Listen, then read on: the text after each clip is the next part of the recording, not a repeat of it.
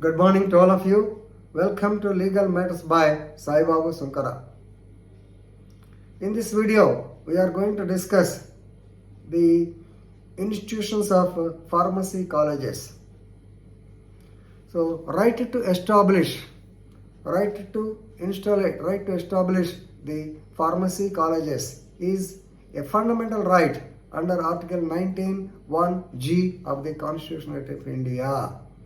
So, you may be knowing 19(1)(g) to practice any trade or profession, to deal with any occupation, to deal in any trade, it is a fundamental right according to Article 19. So, this gives power or this gives a right to the party to establish any institution. So please remember, right to establish an education institution is a fundamental right under Article 19(1)(g) of the Constitution of India. And you can't restrict the same by giving executive instructions. Of course, reasonable restrictions can be imposed by law, but not by executive instructions. This is what is stated by Honorable Judges B.R. Gawai and Justice Pamidghantam Srinasimha in a number of petitions filed by the Pharmacy Councils of India challenging the orders of the Delhi High Court, then Karnataka High Court also, Karnataka and Chhattisgarh High Court. Whereas they have actually not allowed the ban of 5 years in the upcoming or grooming of the pharmacy colleges.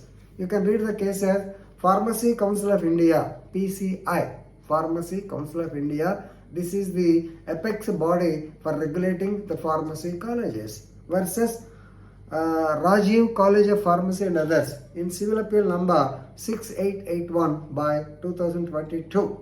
Right.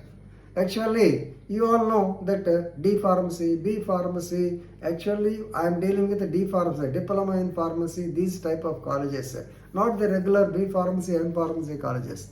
So there is mushrooming growth of such colleges because it's only a diploma course, and a person who gets a certificate in the pharma says he can join as at least as a pharmacist or a compounder in a local medical shop like that. So people are craving to get the diplomas. So taking advantage of the greediness of the people, they are making money, minting money, I know. But whatever it is, the Pharmacy Council of India by resolution dated 17/7/2019. So they resolved to impose a moratorium on the opening of new colleges for running diploma and degree courses. Yes, diploma and degree courses in pharmacy for 5 years. From the academic year 2020-21. That means from 2020 up to 2025, no colleges of pharma can come up. Nobody can start the new colleges. So same is the case with BCI also. If I have learned, there is mushrooming growth of law colleges in India. Therefore, BCI imposed a ban of 3 years. In 3 years, no new colleges will be sanctioned. So this is only administrative or executive instruction. Please remember.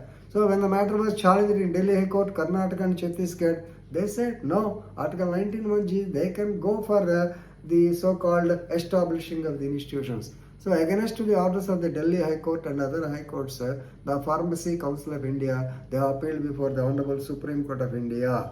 Please remember.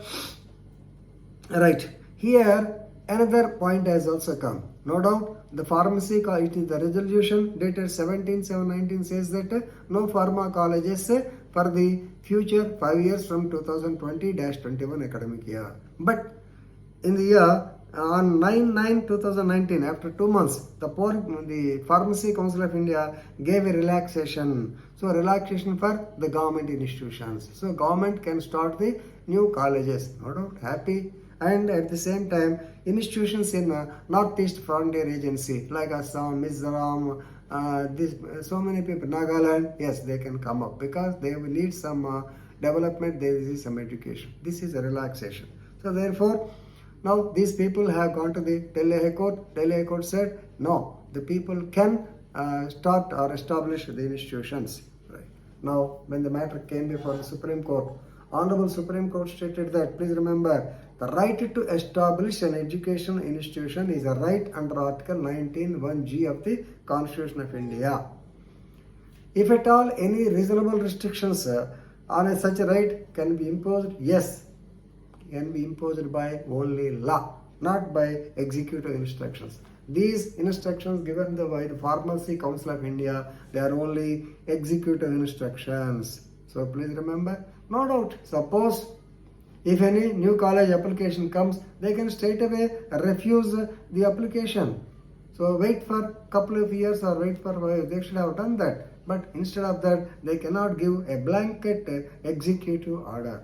No doubt, the court also knows the ground level position that there is a necessity to prevent the mushrooming growth of the pharmacy colleges. No doubt, it is in public interest, but it has to be done as per law, is it not? So, the contentions are the grounds on which the High Courts actually asked the reopening or establishment of the pharmacy colleges.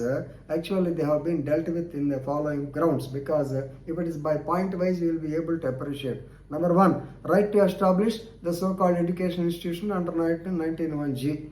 If reasonable restrictions, it only should be by law. Third point, the instructions of the PCI, Pharmacy Council of India, are only executive but not law. Fourth point, the petitioners are entitled to establish the pharmacy colleges on the principles of promissory estoppel and also doctrine of legitimate expectation. Suppose if they have to stop, if their law says that they have to stop, they should be stopped immediately. So therefore, the action of the Pharmacy Council of India, executive instructions, they are violative of Article 14, or equality before law. So therefore, and that too, 50 colleges should not be opened. This capping or putting a cap on 50 colleges is arbitrary. Therefore, the petitioner is allowed. Of course, PCI has got liberty to refuse admission, to refuse the installation. So in this connection, what you have to notice, this case law is a specific case law stating that reasonable restrictions can be given only through law, not by executive instructions. If you know this much, is sufficient. Thank you.